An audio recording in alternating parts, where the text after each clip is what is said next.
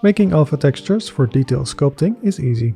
First, create some 3D details using one of the methods explained in previous videos about modeling ornaments. Then append them into the free blend file shared on ArtStation by Twitter user @Quipper. The link can be found in the description. Make sure they're placed outside of the camera range. Otherwise, their location and scale doesn't matter.